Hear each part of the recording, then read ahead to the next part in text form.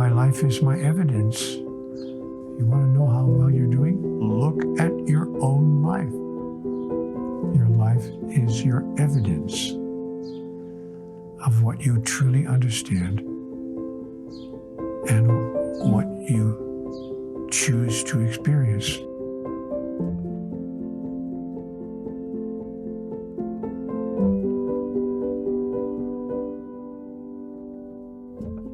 On débarque dans ce monde sans trop savoir à quoi s'attendre. L'innocence du nouveau-né, c'est d'une telle fascination. La vie s'apprête à m'offrir un nombre inestimable d'expériences. Des joies, des peines, des réussites, des souffrances, des amours, des chagrins d'amour, des trouvailles, des pertes, des amitiés, des ruptures, des naissances, des deuils. Tout ça dans un cercle infini. Ai-je demandé à venir ici ? Quel est le sens de tout ça ? Y a-t-il un but, une mission ? Est-ce ma seule vie ? Ai-je existé avant ? Existerai-je après ? D'où je viens ? Du ventre de ma mère, ça oui, mais avant. Y a-t-il plus que ce que l'on perçoit ? Un monde de l'invisible ? Sommes-nous plus qu'un simple être fait de chair et de sang ? Aussi loin que je puisse me souvenir, ces questions me sont rapidement venues à l'esprit. Une grosse dépression à l'adolescence et l'incompréhension face à tant de souffrances m'ont amené vers de nombreuses vidéos et livres aux questions spirituelles. C'était comme une échappatoire pour moi, une quête de sens. Connaître la raison de notre présence sur Terre, de nos chemins de vie. Qui sommes-nous réellement ? Y a-t-il une vie après la mort ? À cette époque, un voyant me conseille de lire Conversation avec Dieu. Je devais avoir 17 ou 18 ans. Même si je commence à m'intéresser au sujet spirituel, le titre me rebute. Qui pourrait bien parler à Dieu à travers un livre ? D'ailleurs, je ne crois même pas en Dieu. Le titre me restera tout de même en tête et reviendra à certains moments à mes oreilles. Et je finirai par le lire presque 10 ans plus tard. En introduction de son livre, son auteur Neale Donald Walsch précise que s'il est arrivé dans nos mains à ce moment précis de notre vie, ce n'est pas pour rien. Et je le crois effectivement. Il y a 10 ans, je n'étais pas prêt. Cela n'aurait pas eu le même impact sur moi. Dès le début de ma lecture, chaque phrase provoque en moi des vibrations dans tout le corps. Impossible de prouver que tout ce qui est dit dans le livre est vrai, mais je sais que cela sonne vrai chez moi. Je le sens, j'en suis persuadé. Comme si tout le savoir que l'on avait avant de s'incarner nous revenait instantanément comme une évidence absolue. On a l'impression de rentrer à la maison, de se rappeler qui on est vraiment. En achevant les 3 tomes en même pas un mois, je me rappelle m'être dit « Je n'ai jamais rien lu d'une telle sagesse. Aucun homme, même le plus grand des philosophes, ne pourrait écrire ça. Ces mots ne peuvent venir que de Dieu, d'un pouvoir plus haut, de l'univers, de la source, la connaissance absolue, le grand tout. Peu importe le nom ou l'étiquette qu'on lui donne. » Pour autant, quelque temps après cet état de grâce, me revoilà replongé dans un quotidien morose. L'impression de retourner à la dure réalité alors que j'avais la tête dans les étoiles. Je m'étais un peu trop perché, quitte à en oublier ma vie d'humain. Des conflits, des problèmes relationnels et me revoilà en pleine dépression. L'impression d'une boucle sans fin. Je ne comprends pas, j'en veux à la vie. Comment, après avoir traversé tant de souffrances, découvert un livre d'une telle sagesse qu'il en avait changé ma perception de la vie, pouvais-je revenir au plus bas ? Dans ce marasme total, vidé de toute énergie, une petite lueur est venue rallumer la flamme, comme un murmure à l'oreille.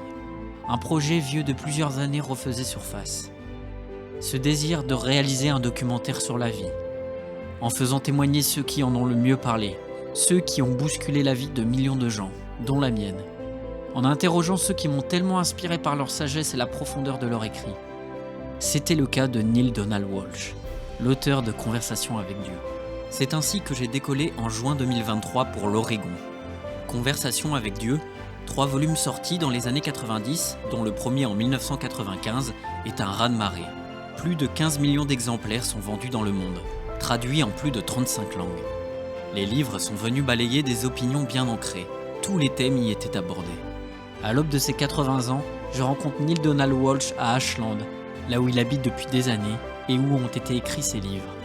S'il est aujourd'hui heureux et paisible, et s'il a rencontré le succès avec ses écrits, son parcours de vie avant d'entamer sa conversation avec Dieu reste incroyablement bouleversant et semé d'embûches. Nothing in my life was working at that time. My relationship with my marriage partner was breaking down. which made me very sad. But then, at the same time, 5 days later, I lost my job.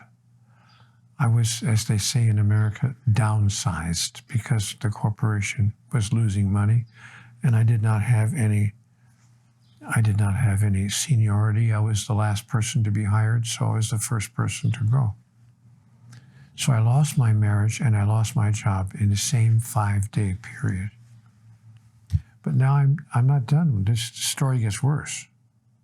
I'm now driving down the road to a job appointment to get another job, and a man smashes into my car. We have a terrible car accident.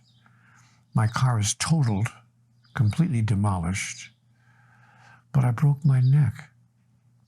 And it wasn't a hairline fracture. It wasn't a small crack in my neck. I had a 3/4 inch break in my neck. That's big enough to put a pencil through. And so I almost died. The doctor said to me, you know, most people who have that big of a fracture in their neck, because of spinal cord complications, they either die or at the very least, they're paralyzed from the neck down. You have escaped both outcomes. He looked at me and he said, what do you intend to do with the rest of your life? Because you've been given a great gift. Well, they put me in a collar, what they call in America a Philadelphia collar. It holds your head up because my neck could not support my head. But I was trying to find a job and no one would hire me because they saw this thing around my neck and they thought, one wrong move and I'm going to re-injure my neck and they're going to be paying my hospital bills. So nobody would hire me because they saw me as not completely able. I was out of work for a long time. I ran out of money. Finally, my apartment where I was living, because I left my marriage and I found a small little apartment, but I couldn't afford it. I had no money. I had no way of earning money. I ran out of my savings, so I wound up living on the street. I had no place to go. I was living on the sidewalk, sleeping on the ground, begging people for money, going from one person to another. Please, anything could help, anything. And living that way, you know, I thought it would be maybe a bad month or two. I can find some work. 1 year, one entire year, I lived on the street, sleeping on the concrete, nowhere to go. Finally, I found a small job, a part-time job, weekends, working weekends, but just enough to get me at least off the street. Now, mind you, I wasn't a young man. This is, 25 or 35 or 40 years old. I was over 50 years old. And I thought, what's going on? What have I done to deserve a life of such continuing struggle? And so I woke up one morning at 4:20 in the morning and I wrote an angry letter to God. And I asked God all the questions that people who believe in God want to ask. What does it take to make life work? What have I done to deserve a life of such continuing struggle? Somebody tell me the rules. I'll play the game. Just give me the rule book. And you know what? Don't change the rules every other year, because my life was showing me that the rules were changing every time I turned around. Am I supposed to be Catholic? Am I supposed to be Muslim? Am I supposed to be Buddhist? Am I supposed to be Jewish? Am I supposed to be Baptist? What do you want? What do you want from me? And then I got the answers that I received in my mind. I really thought that someone was talking to me. But of course I looked around, there was no one there. And I thought, oh, great, now I'm even losing my mind. I think there's someone else in the room. But what I was hearing made so much sense to me. that I wrote down the answers. And then I asked other questions, and I wrote down the answers, and I asked other questions, and I wrote down the answers. And before I knew it, I was having an on-paper dialogue with God. It seemed to me it was God. And then I was told, you will make of this one day a book, and it will be accessed by many people. Now, you have to understand, my first thought was, that's not going to happen. No legitimate publisher is going to publish a book by a guy who says he's talking to God. I mean, I could just see the publisher. Hold the presses. Stop everything. I got a guy here who's talking to God. It's not going to happen. So I thought, you know what? I will send these notes to a publisher. I'm going to dare God to see if this would really happen. And a small publisher who puts out maybe 5 books a year picked up the book, and they decided to publish it. And I thought, this is amazing, but if it sells 500 copies, it's going to be a lot. Nobody's going to buy a book from a guy who says he's talking to God. Guy must be crazy. It didn't sell 500 copies. It sold 15 million. What?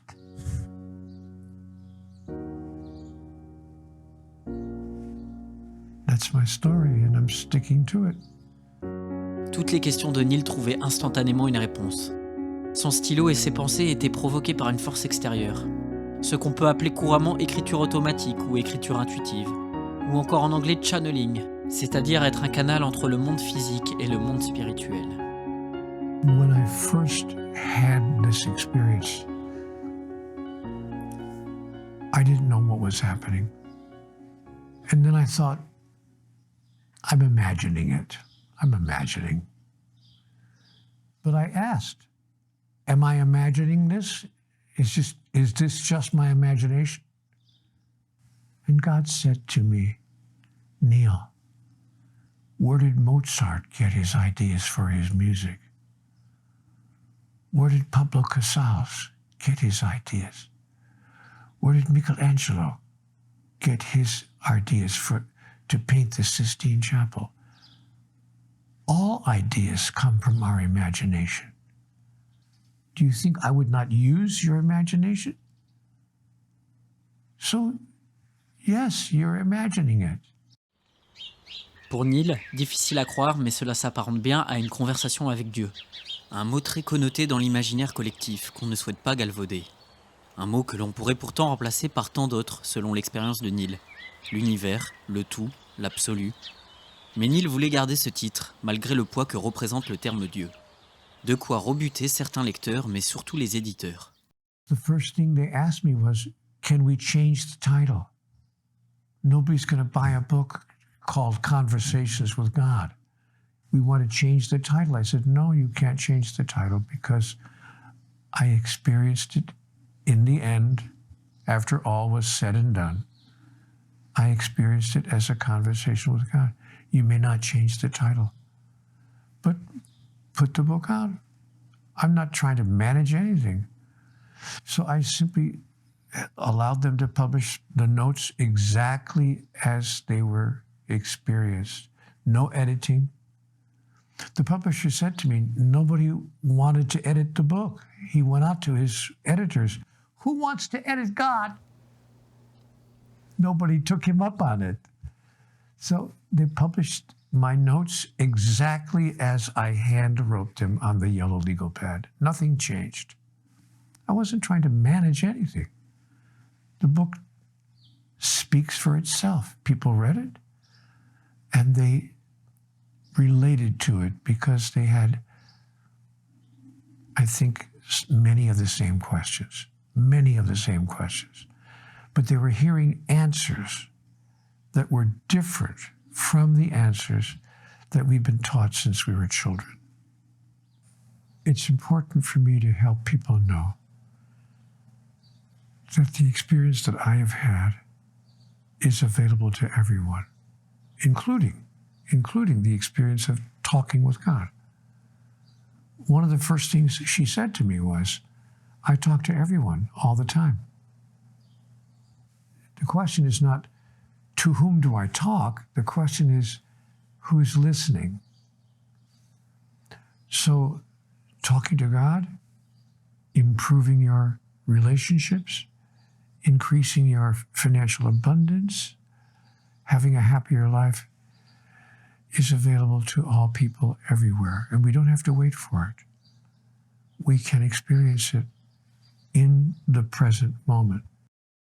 I almost want to say, no matter what is going on, even if you are living in a war-torn country, even in those circumstances, it is possible to find inner peace and joyfulness in the opportunities that life is presenting to us to demonstrate who we are.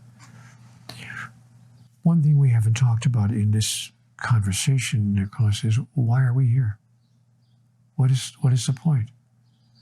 When we understand the reason that we're here, when we understand who we really are and why we came here, even if you're in a war-torn country, you can experience inward peace, joy, happiness in your life. We have to decide who we really are. The first question that human beings should really ask themselves is, who am I? I mean, is this who I am? Am I this body? Or is this who I am? Am I my mind? Or maybe I'm both my body and my mind. Is that who I am? Am I basically a physical entity, a mammal? You know, like a fish in the sea or a bird in the sky. More sophisticated perhaps, but basically a physical creature? Or is it possible, just possible, that I'm more than that? That I'm a spiritual entity, simply having a body and a mind as equipment to complete the agenda that I came to the physical world to experience. Which, of course, leads to the next question. If I really am a spiritual being that came to the physical world, why? Why in the world would I come here and experience this? The answer is so that I could know in my experience who I really am. Because in the realm of the spiritual, all there is, I want to say, heaven. Love, here and now, but nothing opposes us. Nothing is wrong, nothing is bad. It's all good, all good, all good. It's all blessed, it's all heaven, which is wonderful. It's paradise. But there's only one thing missing. We can't express, we can't experience who we are. We can simply know who we are. That's why God created the physical universe as a container, as a box, a place within which we could experience who we really are. To use an example, it's one thing for me to know that I'm generous. Okay, I know that I'm a generous person, but that's not enough for my soul. My soul wants to experience being generous. But there's no way to do that in the realm of the spiritual. So God said, how about if you go down to the realm of the physical? Go to the physical world and demonstrate who you are. Decide that you are Neil the generous, Neil the compassionate, Nicholas the understanding, Donna the sweet person, Mary Ann the loving one, Robert the forgiving, or all of it. Maybe you are all of it. And in the realm of the physical, you have an opportunity to experience and to demonstrate. Then you know what it feels like to be all those things. Not just to know in your divine mind that you are all those things, but to actually feel what it's like to be those things. That's why we came here to Earth, to demonstrate who we really are, an individuation of divinity. And you can experience that even in a war-torn country, especially in a war-torn country, especially when things are not going well. Then you can experience understanding, forgiveness, compassion, awareness, and love. I could, of course, be wrong about all of that, but I don't think so. Une des notions clés du premier tome de Conversation avec Dieu qui m'a interpellé est la notion de souffrance. On s'impose une souffrance tirée d'une situation car on y attache un jugement. Si on retire le jugement, on retire la souffrance. Le jugement qui est d'ailleurs souvent fondé sur une expérience antérieure et qui peut être faux depuis de nombreuses années. Mais alors, comment supprimer le jugement de nos vies dans un monde qui juge tellement ? La souffrance est-elle inévitable ? We remove judgment from our life by simply observing that it doesn't work. Suffering is the result of someone deciding that what is happening should not be happening. When people agree with what's happening, even though it might be painful, they don't suffer. They experience the pain, but they don't suffer because of it. Perfect example, a lady giving birth. She understands what's happening, and she feels the pain, but she's not in anguish. She's not in suffering. She simply experiences the pain. Suffering is the result of our decision, our judgment, that what's happening is not okay. But when we decide that it's okay, then we no longer suffer. The question is, what could make us decide that this pain is okay? And I asked God that question. Why would I decide that this experience is okay? And God said, you would make that decision when you understood that everything that is happening brings benefit to you and to all those whose lives you touch, because it allows you to evolve and become the next grandest version of who you really are. Well, I think that all things happen for a good reason. Even my being on the street for a year happened for a good reason. I have come to understand that everything that happens in life offers us an opportunity to evolve, to become a better person, to grow into who we really are. Life is simply an opportunity to make choices. So you don't have to go on. You don't have to be happy. You can be angry for the rest of your life. You can be resentful for the rest of your life. You can decide to be terribly sad for the rest of your life. You don't have to do anything or be anything. But here's what happens if you choose to live in a different way. If you choose to understand, if you choose to have compassion for all those others who might have done something hurtful to you, if you choose to be embracing all the events of your life as part of the great opportunity to demonstrate who you are, here's what your life can look like if you choose to be the grandest version of the greatest vision ever you held about who you are. And that's what I simply tell people when I do spiritual mentoring or work with people in workshops. I don't tell them you have to be anything. Don't do it if you don't want to. But here's the way your life can be if you choose to step into a different version of yourself, the highest version of yourself.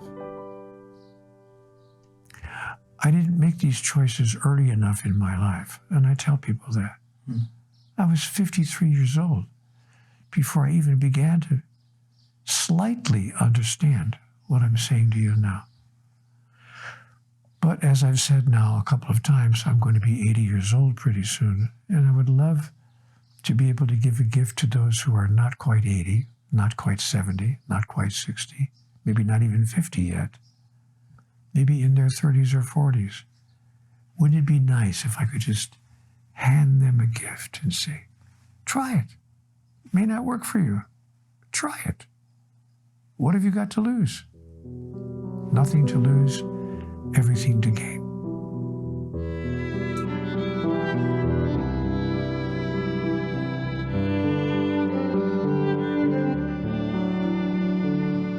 We can explain that we're unhappy because we have failed to be okay with not getting what we want. Confucius said, need nothing. It's easy to explain why we're unhappy. Because we want things to be a certain way.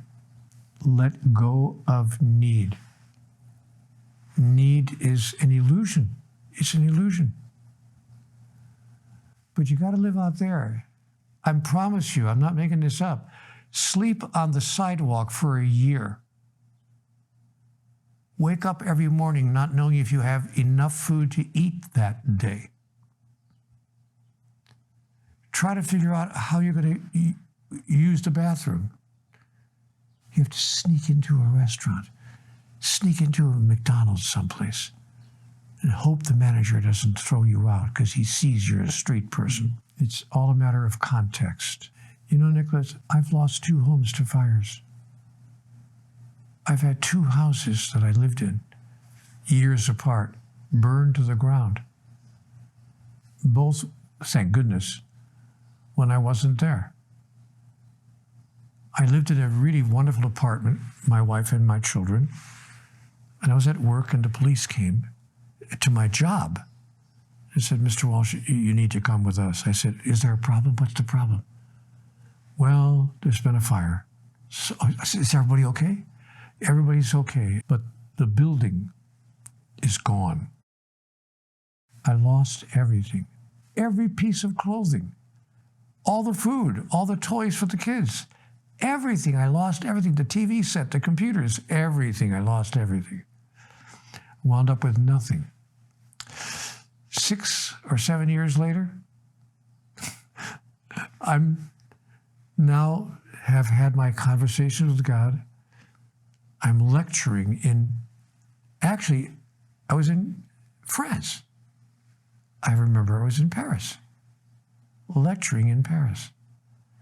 And in the middle of my workshop, it was a 2-day weekend workshop, the sponsor came to me. Said, could you take a break? Just take a 10-minute break. There's a phone call for you. It's very important. I said, oh, okay. Picked up the phone. What's up? The house burned down. The entire house was demolished. The same thing happened 7 years later. I lost everything again. Everything. I was devastated. I thought, no, this can't be happening twice in one lifetime. Whoa, I've lost everything. My wife was with me on the trip. I went back to the other room. I said, honey, everything is gone. We've lost everything. But a few moments later, I thought, we're still here. We're still alive. Everything is replaceable. We can find another house. I can find you another blouse. I can buy some more shoes. Everything everything is replaceable. The beauty of it was that our dog, who we love, escaped. The dog ran away. But when we got home, the dog came right up to us. So I said, you know what? Things could be worse. So now, I've been down to zero a number of times in my life. When you've been down to zero, 0 plus 1, it starts to look pretty good.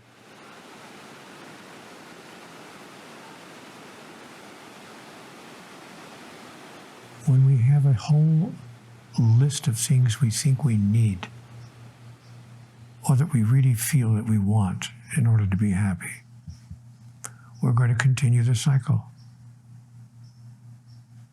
But the cycle of challenge and difficulty and problem disappears when we let go of our idea that we have something we need or desperately want in order for us to be happy. So I learned that when I wound up living on the sidewalk for a year. When you have 2 pair of jeans, 2 shirts, 1 pair of shoes, and that's it. No house, no car, no money, no food, nothing else. You learn how to live simply. And you can even have days when you're happy. You can even have days when you can hear the birds sing again, or see the stars at night, and even see the goodness in other people, and even see the goodness in yourself. And so when one has that experience for a year, I promise you, my needs have gotten down. It's made my life so easy to live. No expectations, no requirements, no needs. Conversations with God tells us there are 10 illusions of humans. And the first illusion, the idea that we need something. Need is an illusion. It's not real. We don't even need this body to continue functioning, for us to continue being alive. We simply change addresses. We simply have a new address, but we never die. Once we understand that, we let go of our need for anything to be other than exactly the way it is right now. And that's how every spiritual master has ever lived. I'm not saying something that's new here.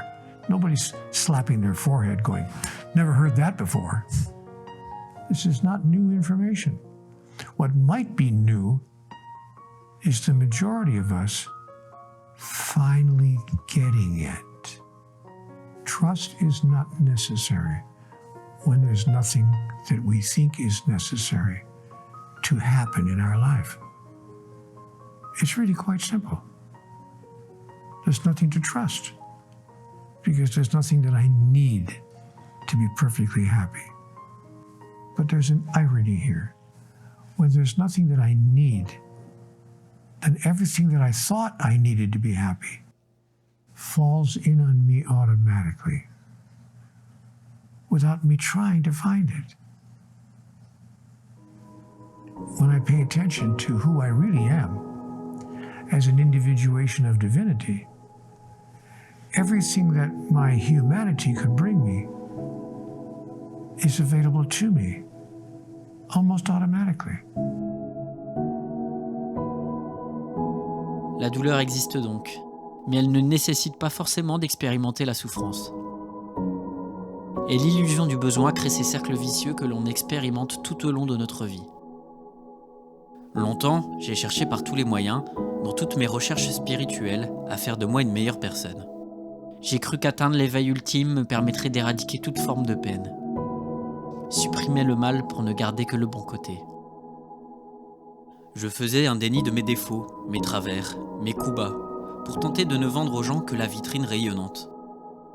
Je n'avais pas conscience que chercher à être une meilleure personne équivalait à un refus perpétuel de la personne que j'étais. C'était une quête sans fin. Comment se prendre tel que l'on est si l'on fait un déni de 50% de l'équation ? Le désir de mouvement crée le blocage. Sans mouvement, pas de blocage. Rien dans ce monde n'existe en son contraire. Most people don't understand that there are laws. I'm going to use the word laws. There are processes, if you will, ways in which the universe functions. We all know about, for instance, the law of gravity. We understand about the law of gravity. If I drop my tissue, it's going to fall.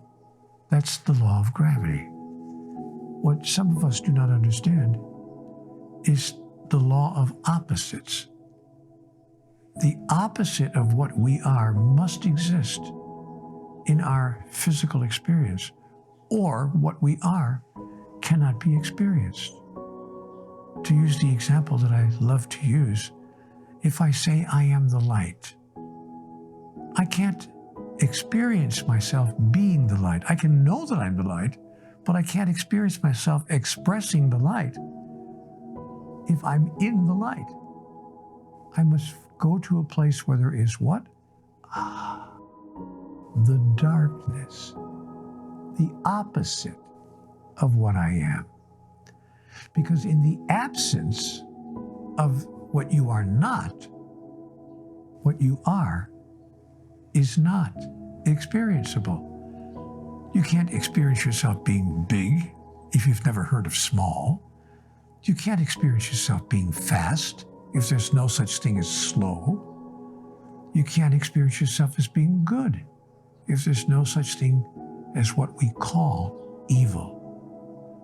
Which is why every spiritual master has said, judge not and neither condemn. And raise not your fist to heaven and curse the darkness not, but be a light unto the darkness, that you might know who you really are, and that all those whose lives you touch might know who they really are as well. Every spiritual master from all the world's traditions, by the way, there are over 4,000 religions on the face of the earth right now, and every spiritual messenger from all of those religions has said essentially the same thing. It's not that we haven't been told how to make it all work. We simply aren't listening. Au plus mon désir de cocher toutes les cases de l'homme parfait s'intensifiait, au plus j'ai perdu pied. Les gens tombaient de haut dans mes périodes de colère et de haine. Ce n'était pas l'homme que j'avais vendu à leurs yeux. Je n'avais montré qu'une face de la même pièce, en prenant soin d'éloigner sa deuxième face, inexorablement rattachée à la première. Moi qui m'évertuais à être une bonne personne, en prêcheur de la bonne parole, j'étais aussi capable du pire.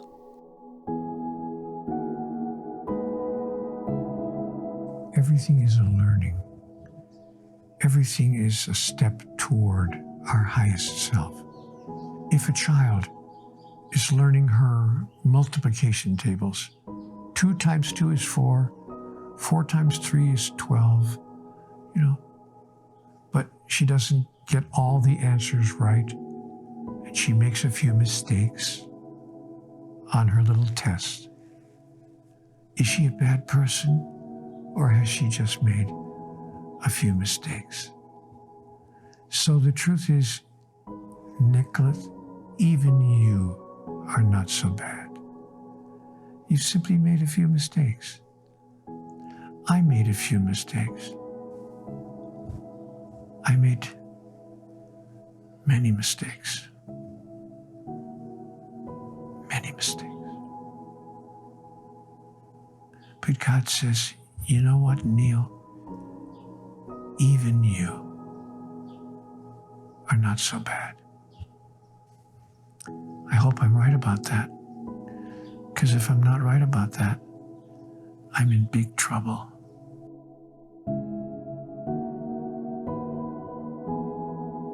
Forgiveness is not part of the tool of a spiritual, evolved being. See, God doesn't forgive us for anything. God will never forgive you for anything. Now, when I tell people that, they sometimes go crazy. What are you saying? But God said to me, Neil, I'm not going to ever forgive you for anything because I don't have to forgive you for anything. Nothing you could ever think, say, or do could injure, hurt, harm, destroy, or damage me because I am divine. Because God needs nothing from us any more than a 6-month-old child, a 6-month-old baby could hurt or damage or upset or injure you in any way. And I say to my audience, imagine how many of you have ever held a baby in your arms at least once in your life. You know what? Almost all the hands in the audience go up. At least once they've had a chance, maybe not even their own baby, but someone else's baby. They've held a baby in their arms. I say, and you look at that baby, the pure expression of beauty and innocence. And the baby has an unfortunate biological accident. What do you say to the baby? Oh, it's okay, sweetheart. I forgive you. Of course not. You understand forgiveness is not part of the equation. It's not an occasion for forgiveness. It's an occasion for understanding. Understanding replaces forgiveness in the mind of the master. And when you understand that all people are acting like children, then you realize, I see. I don't agree with it, maybe. I don't condone it. I don't approve of it. I don't hope that you'll repeat the behavior. But I do understand how you could have done what you did or said what you said. And understanding replaces forgiveness in the mind of the divine. And you are an individuation of the divine. Therefore, forgiveness is not part of your spiritual tools. Understanding replaces forgiveness in the mind of the master. So you don't even have to forgive yourself. You simply have to understand, how could I have done or said what I did? At the time that I did it or said it, it felt perfectly appropriate from me. But now, as I grow older, I see that maybe I could have done it a different way. Okay, I understand. I won't repeat that behavior, but I understand how that could have happened when I was 23 or 17 or 36. But now I'm almost 80, and I understand perfectly well. So old, so soon, so smart, so late. But, as they say in America, better late than never. Un des éléments fondamentaux lorsqu'on commence à s'intéresser au sujet spirituel, c'est que l'on comprend vite que tout est énergie, y compris nous.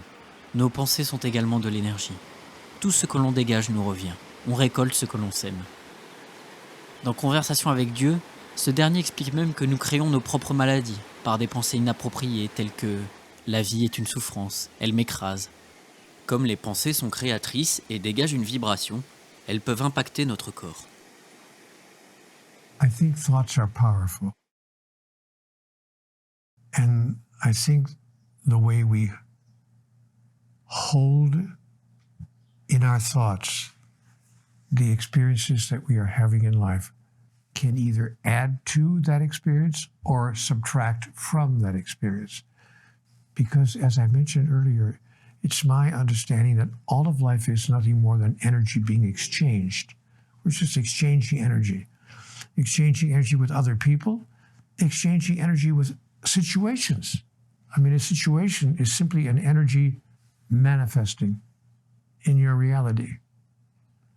And I can throw energy at it, or I can project energy that allows it to increase or allows it to decrease.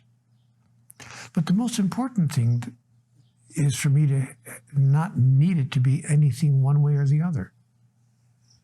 Let me give you an example. About 7 or 8 years ago, I noticed I was having some difficulty just doing normal things like carrying groceries in from the car. And my sweet wife said, "Sweetheart, are you feeling okay? Because I noticed just carrying the groceries in from the car, you're sitting there huffing and puffing like, maybe you should see a cardiologist." So I went to see I said, good idea. I went to see a cardiologist. After the test, they said, "You need open heart surgery." What? Open heart surgery? Yeah. You have 3 of the main arteries to your heart that are blocked. No wonder you can't carrying a bag of groceries. You're getting no oxygen. You need open heart surgery, and you need it not sometime this year, not in 6 months. You need it now. I didn't need a triple bypass. I needed a quintuple bypass. 5 of the arteries to my heart were blocked. I went into that operation, and I remember my wife saying to me as they were wheeling me in on the cart, she said, "You seem so calm, sweetheart. Aren't you afraid?" I said, only one of 2 things can happen. I either die and I don't survive the operation and I go home to God, or I survive the operation and I come home to you. Either way, I'm in heaven. She said, "Wow, you mean you could even be romantic going into the operating room?"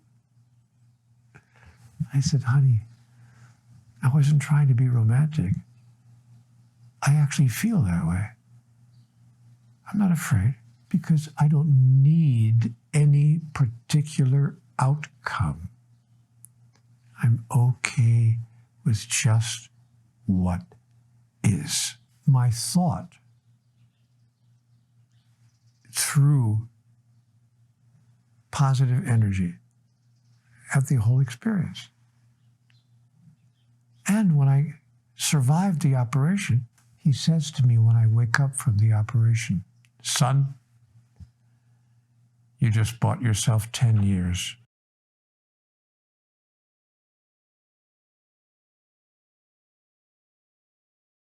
Did my thought have anything to do with it?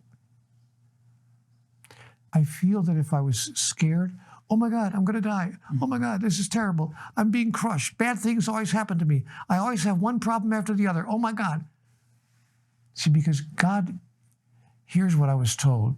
God only says yes. God doesn't say no. God says yes. If you say, "I need more money in my life," God says, "Yes, you do." God said, "Oh, things are always crushing me. Things are always bad for me." God says, "Yes, that's true." "I can never find the girl of my dreams." God, I know, that's yes, that's true. But if we say, "The girl of my dreams is on her way to me now," God says, "Yes, that's true. I have all the money I need. Always." God says, "Yes, that's true. I'll be happy whether I survive this operation or I don't. It's all okay. God says, yes, that's true. As you believe. Tout cela semble s'apparenter au principe de la loi d'attraction, que l'on a donc tendance à comprendre parfois de travers. Il ne suffit pas de vouloir pour obtenir. La seule preuve que nous allons obtenir, c'est que nous voulons. Si je veux être en couple, la vie m'apporte la réponse. Oui, tu le veux. Et je fais donc l'expérience de simplement vouloir.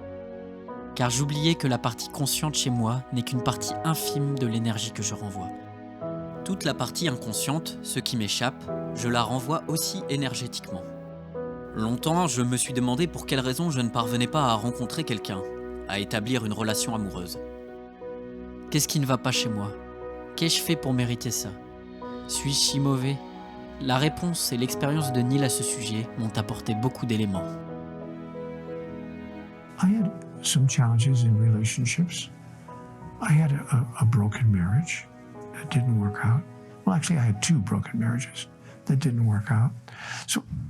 Well, actually, I had three broken marriages that didn't work out.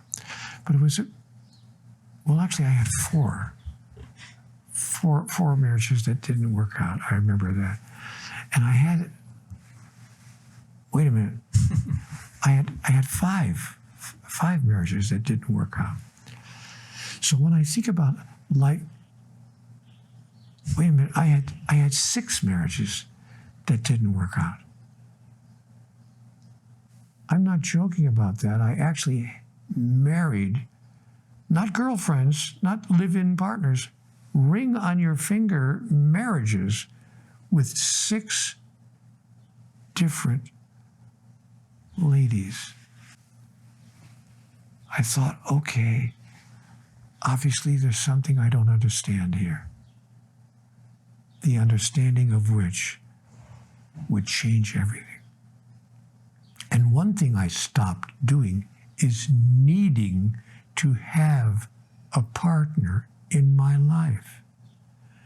Because a woman or a man with another person can tell when you're coming from need. And nobody wants another person who's needy because they realize that they can't ever fulfill your needs. So the first change I made was I stopped needing any other person, much less that I need a particular person to act in a certain way. I stopped needing really anything. Live on the sidewalk for a year. Take all the money out of your pocket, put it in the bank, tell the bank teller, I'll see you in a year. Don't go near the bank for a year. Sell all your clothes except for 2 pair of jeans, 2 shirts, and a pair of shoes.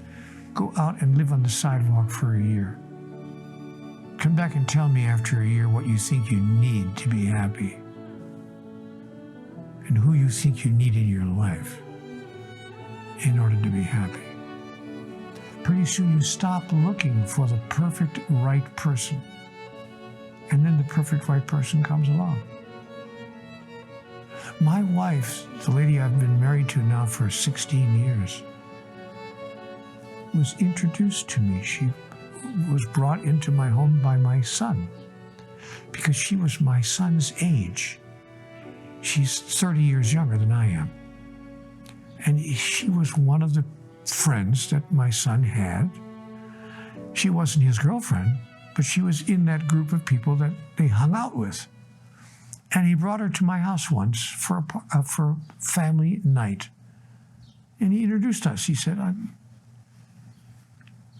as soon as I took a look at her, I thought, uh-oh, here we go again. I'm in big trouble. But I decided, you know what? I don't need anything in particular to happen. And I allowed myself to experience my interaction with her in that way. We knew each other for a week. We had an actual date. I invited her. I said, would you like to maybe have some lunch? She said, I would love to. So we had lunch. Then she invited me to dinner. We had dinner. We got to know each other. We actually became intimate.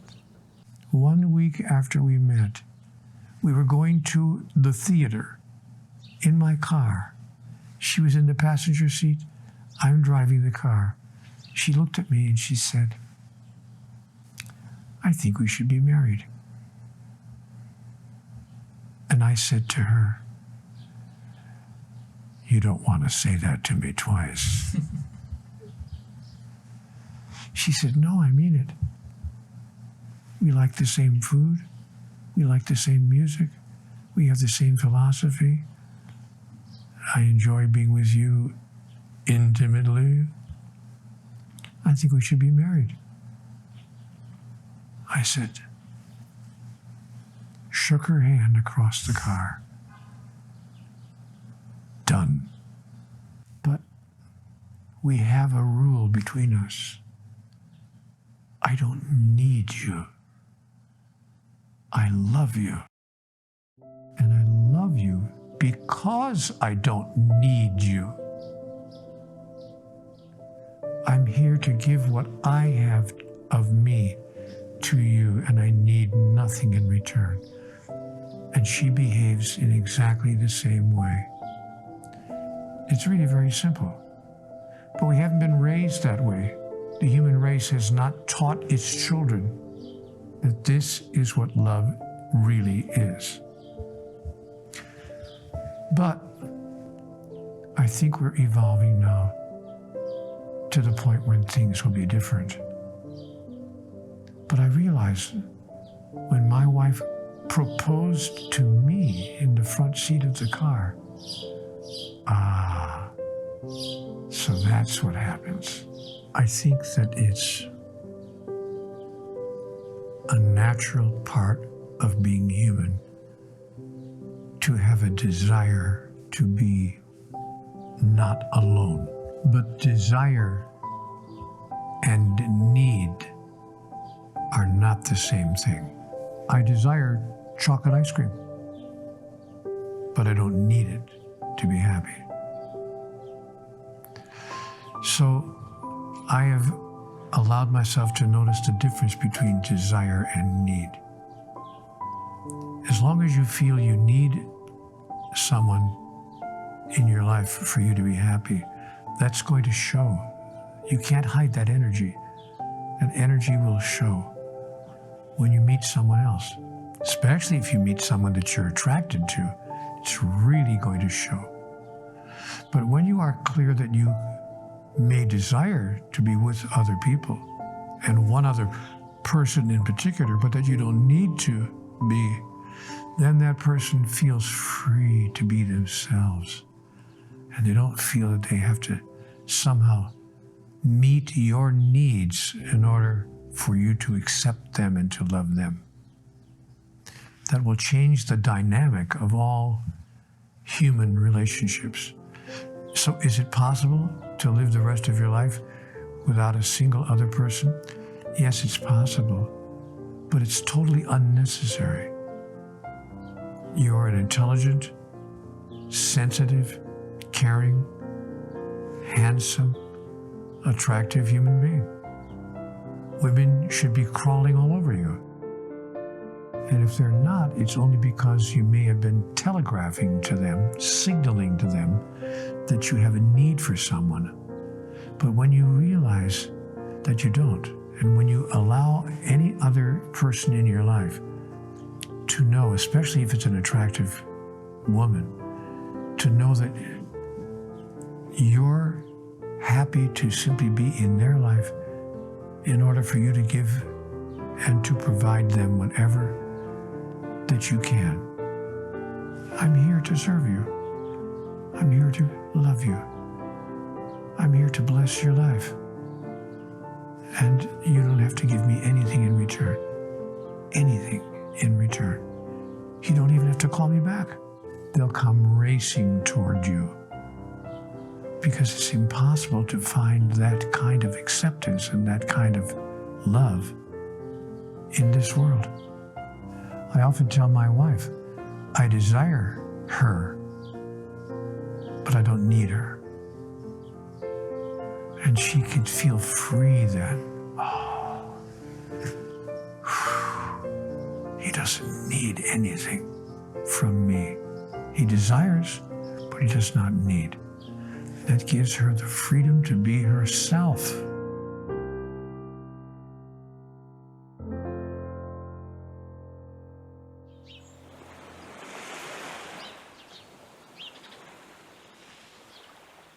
The total visibility, absolute transparency, complete honesty was the way that all highly evolved beings function in their daily life. And I was told that there are several levels of truth-telling.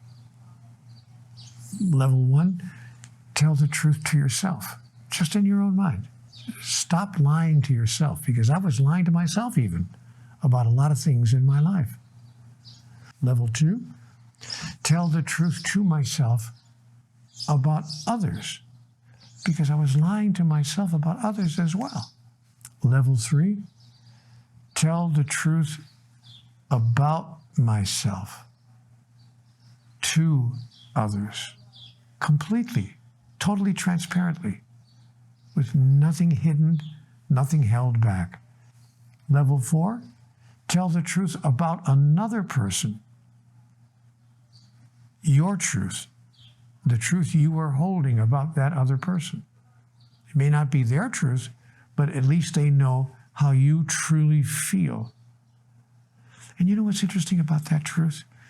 Sometimes we're afraid to tell the truth to somebody else because there are certain things we don't like or that we're not happy about. But you know what's interesting? Sometimes we're even afraid to tell them about things we do like and things we are happy about. So when I like something about a person, I like to tell them, you know what? Wow, I really like being with you. You're a nice person. I really think that you're a wonderful human being. And people are not used to hearing that. They don't even know where to go with it. Well, what does he want? What does he want? That's how uncommon it is for us to tell the truth to someone else when it's a positive truth. We don't mind telling people a critical truth, but if it's a positive truth, because then they'll ask, what does he want? What's he trying to get from me? Why is he being so nice to me? And the 5th level of truth-telling, tell the truth to everyone about everything. So when we tell the truth to everyone about everything, then there are no longer any barriers between us. Everyone knows all there is to know about us. I always tell my audiences when I do lectures, you can ask me anything. I don't care. Ask me any question. I've become completely transparent since my conversations with God. And the impact on my life that's had is that my friends have become even better friends. And more people have become friends. And the friends I have become more transparent with me because they pick up on the way I am with them. So life has become less of a mystery in terms of what other people are thinking, saying, and doing. We just tell the truth to each other all the time. Comment en vient-on à s'intéresser à la spiritualité, à ce que nous sommes vraiment, à l'âme, à l'énergie, à la vie après la mort? Beaucoup l'appellent l'éveil. Et il peut arriver après des deuils, des drames, des dépressions. Mais alors, faut-il réellement toucher le fond pour se relever et s'éveiller, pour prendre conscience de nos capacités et de notre divinité? I don't think it's required for us to be hopeless in order for us to be helpful to ourselves and for us to expand the goodness in our life. And I don't want people to feel that, oh, only if you hit rock bottom can you find your way in life. That would not be true. Not in my experience. When we understand what's happening and why it's happening, we can negotiate it, we can experience it, we can move through those moments with much less pain and virtually no suffering because we're aware of what's going on. And the trick is gratitude. The secret ingredient is gratitude that can limit that 2 years down to 1 year, down to 6 months. Because gratitude is an energy of itself.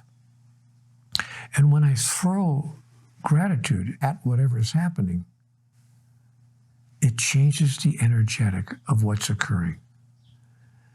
It changes the entire pattern of energy that is being encountered by me.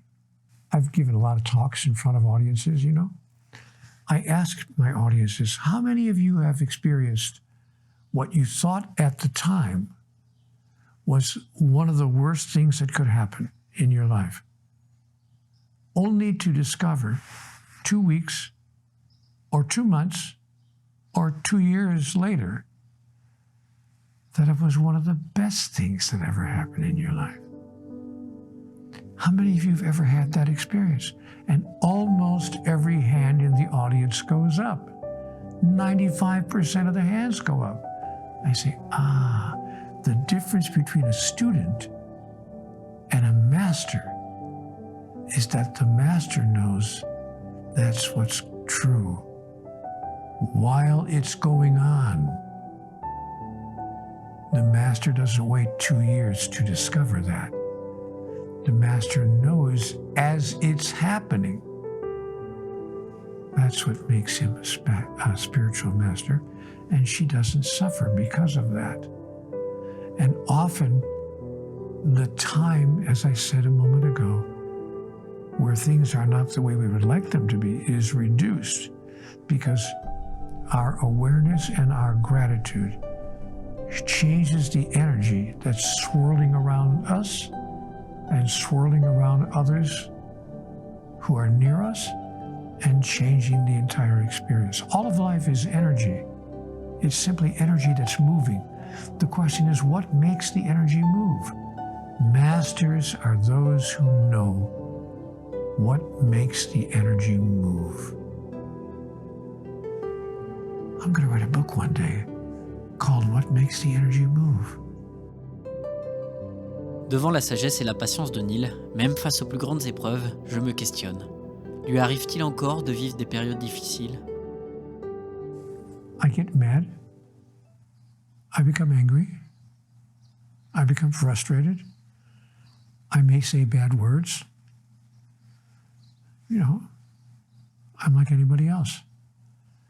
But I think the difference between me and most other people is, for me, my negative energy rarely lasts more than 12 or 15 minutes.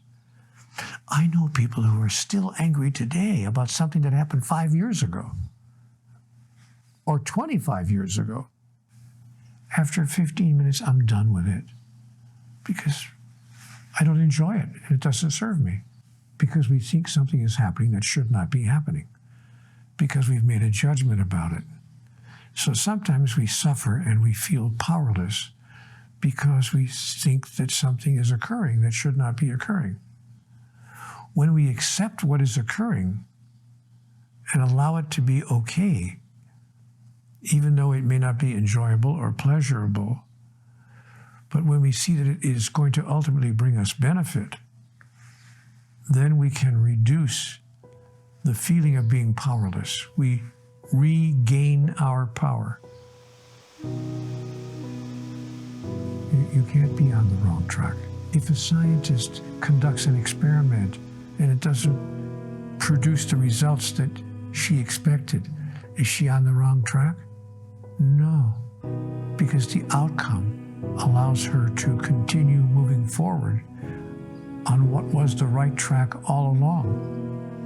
So it would be, I think, a misunderstanding to think that because things didn't turn out exactly the way we thought they were going to or wanted them to, that we're on the wrong track. That's simply the track that is being taken that brings us to the right place to be. So there's no such thing as the wrong track. You know, God said something to me wonderful in conversations with God. She said, Neil, you can't make a mistake. Mistakes are impossible. But you can take maybe a little longer to get to where you were going than you thought it would take. And sometimes you take less time and it's shorter. But it's okay either way. And the trick is not to make yourself or the situation wrong. There's no such thing as right and wrong. Everything produces benefit, even when something takes a little longer than we thought it might. So when we don't allow ourselves to fall into negative energy, then we don't eliminate the chance of relying on our intuition again. Because if we think that we're wrong, then we might never rely on our intuition again. Dans ses livres, Neil émet le vœu que les idées partagées dans sa conversation avec Dieu soient enseignées dans les écoles. Je dois reconnaître que c'est un vœu que je partage également. I think these ideas could be taught in schools all over the world, and I wish they would be, because I believe that the wisdom of the ages has been given to us in these books. It's not my wisdom. I simply took dictation like a good secretary. I simply wrote down what I was given to share, and then I've shared it. But yes, I think that we could teach this in schools all over the world, and if we did, our future generation would be much different from the generation that we have lived in. I think our schools are too focused on facts. And the problem with being focused on facts and teaching facts is that facts change. We think that facts don't change, but they do. What we thought 2,000 years ago, we no longer think today. What we thought even 50 years ago, we no longer think today. Some things that we thought were facts 10 years ago, we no longer believe today. Facts change. Wisdom does not. It doesn't matter what year Columbus landed in America. It doesn't matter what year such and such event occurred. I mean, it's good to know. Okay, now we know. But what's important for us to know is what wisdom emerged from those events.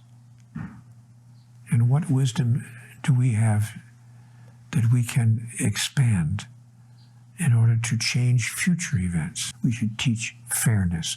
We should teach compassion. We should teach patience. And we should teach love. We're not teaching our children how to love.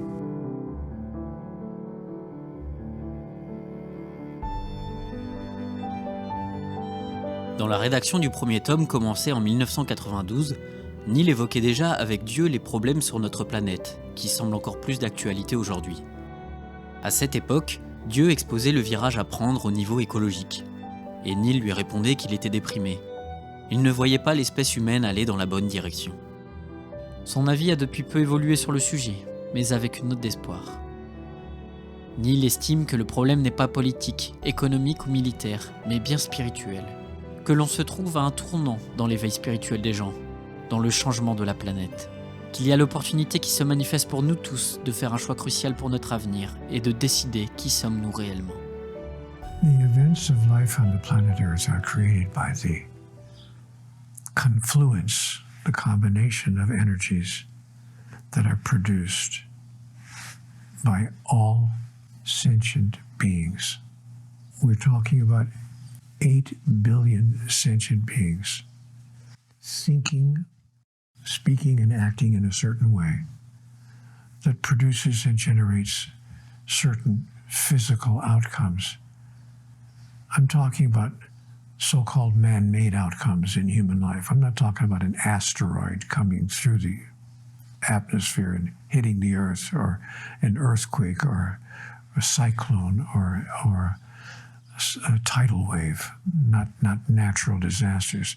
Yes, the conditions of the earth, whether it's the epidemic, the global economic collapse, the war in parts of the world, the conflict that we see politically around the planet, all of these outcomes are created, of course, by human consciousness, the lack of human awareness. And if human beings simply embraced a different idea about life, who we are, and why we're here, everything would change overnight.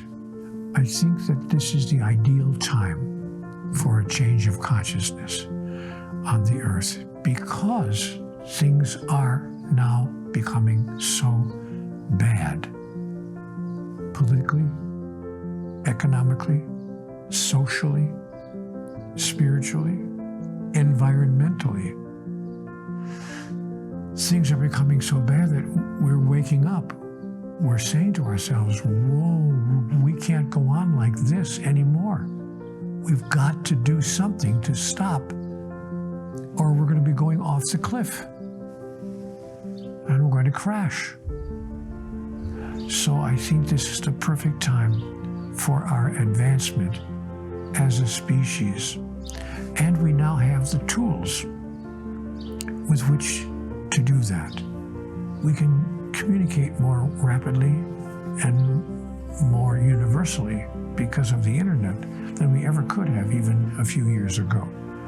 So we have the tools, we have the equipment, we have the understanding, and we have the desire to stop the destruction of the human species by the human species.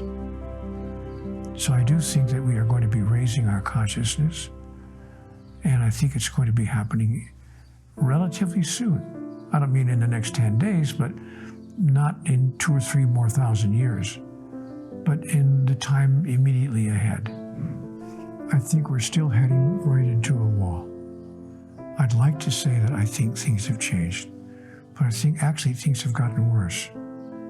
But in this sense, I think that things getting worse is really, in a strange way, that they're getting better. Because the worse things become, the more we notice what we're doing to ourselves, and the more urgent our actions, our corrections seem to be. So, we are a very young species. The human race is a very young species among the species of sentient beings in the cosmos. And so we're acting like children. We have to really be confronted with the worst case scenario, what we call the worst case scenario. But as we get closer and closer to the worst case scenario, I think we will then come up with miraculous and powerful solutions to humanity's problems. So I do think that things have gotten worse, not better.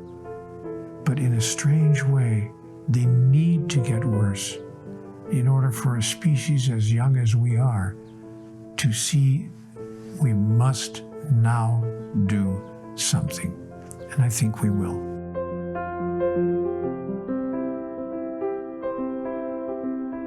The human species is facing a moment of choice today. And the choice is, who do we decide to be? As a species, who are we? Really, are we simply nothing more than mammals? Like fish in the sea? Like a flock of birds in the air? Or, in fact, are we spiritual entities simply moving through a physical experience?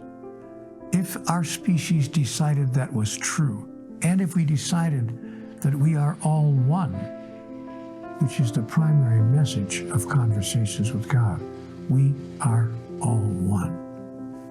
If we make that choice and decide that we are all one, we would change the way we interact with each other, economically, spiritually, politically, and socially.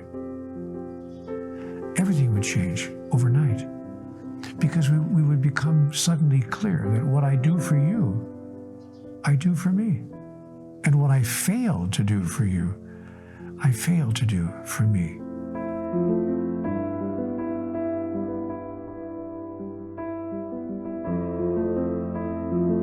The violence in the world, I wouldn't think would make us feel less loving, but more loving.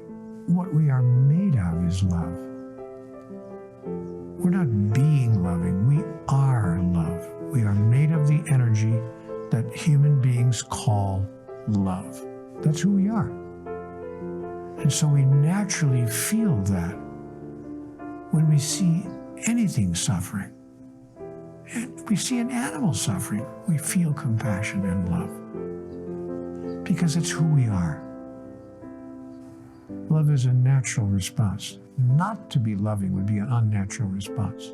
Most people don't understand who they are. Most people don't understand that we are individuations of divinity. We've actually forgotten who we are.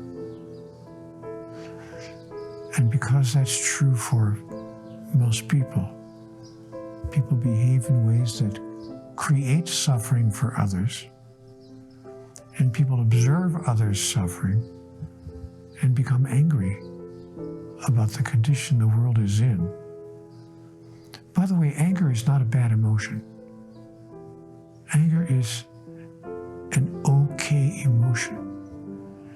What's not okay is if we use anger to injure, damage, or destroy something or someone else. But anger in itself is one of the 5 natural emotions. And even spiritual masters have expressed anger. It's okay to be angry, but it's not okay to be violent. And there's a difference. When you ask a question, why do we have to remember who we are? We don't have to. Don't do it. And then look at your life and see how it works. Your life is your evidence. But if you choose to have a different life, a happier, more joyful, more peaceful life, a more fulfilling life, then choose to remember who you are. And then choose to demonstrate what you remember. Life will give you many opportunities to do so, moment to moment. A lot of people move through life that way. But I think that ultimately we've discovered as a soul that we want to come back. That's why we have reincarnation. Because it's not okay for us as a soul to just float by and get by with the least amount of damage or the least amount of difficulty. We want to actually expand. We want to grow, because growth is the natural process of life itself.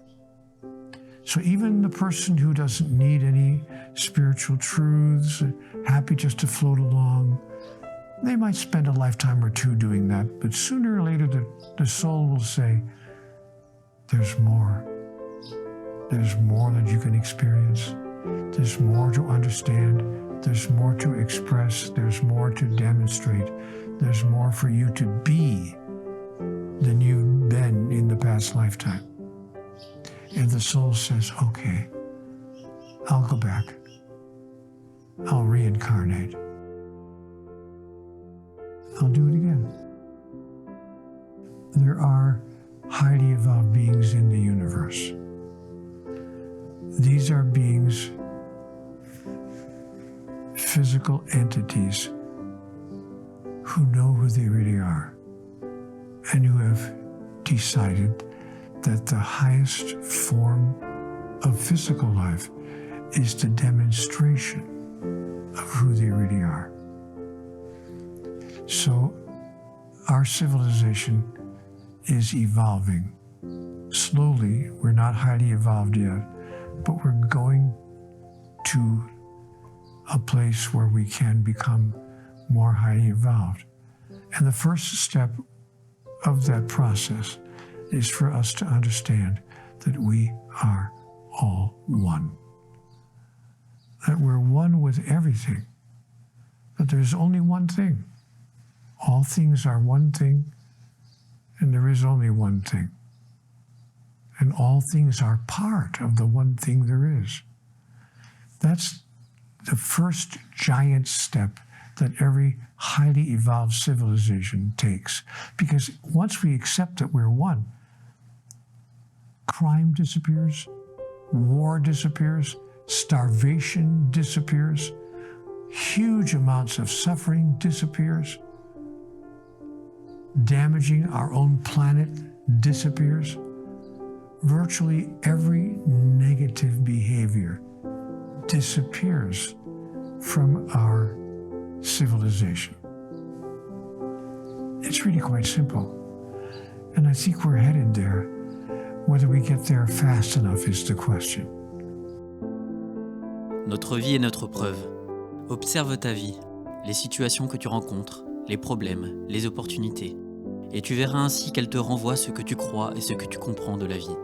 C'est le credo de Neil Donald Walsh, dont la vie a volé en éclats, qui s'est réveillé un jour en colère contre Dieu et lui a demandé des réponses.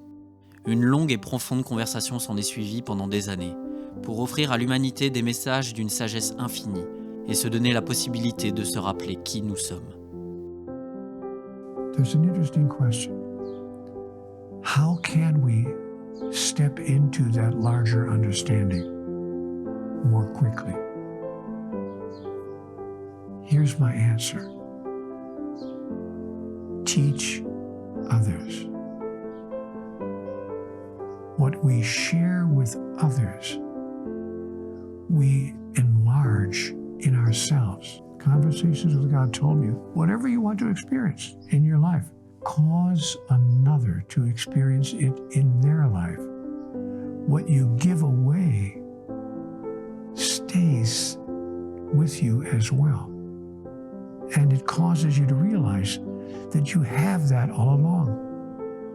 So if a person wants more wisdom, more understanding, more clarity, more awareness, cause another to have more wisdom, more understanding, more clarity, and more awareness. That's why every great spiritual master in history has been a teacher. It's really quite simple. We teach what we wish to learn. God is talking to us all the time in 100 different ways. Not just answers that are, in a sense, dictated to us. The sign that we see on the highway as we're driving down the road, which with the perfect message. Oh, I needed to see that message. The next song we hear on the radio. The chance utterance of a friend who we just happened to meet on the street. So no, it's not just dictation. It's not just God giving us messages in that form. God's messages are coming to us all the time. Desire to receive the truths of life is all that's required for us to receive those truths from the source of all of it. And if we desire and commit to being open to those truths, all of a sudden we'll see them everywhere where we didn't see them before. We'll say, oh my gosh, that's been there all the time. And sometimes it will come to us as a voice that we hear and we take dictation. And sometimes it will be in an entirely different way. But there are 1,000 ways that the universe reveals itself to itself. Life is a process that explains life to life through the process of life itself. All we have to do is pay attention. Nicola, I could be wrong about all of this, but I don't think so, because it's worked in my life. I have on-the-ground evidence because it's worked in my life. Brought me a marriage, finally, that actually worked. 16 years with the same person, which for me is a record. A lovely, lovely, lovely human being that I am blessed by. Living longer than I ever thought I would live. I no longer live on the street. I no longer search for my next penny, my next meal. Everything in my life has changed for the better.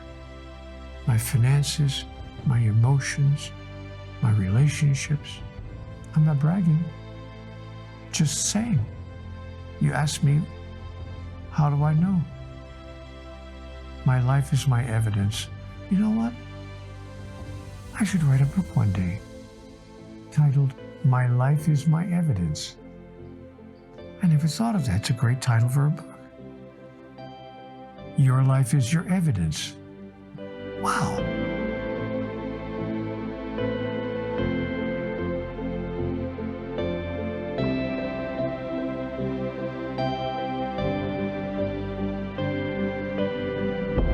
Trust your own feeling.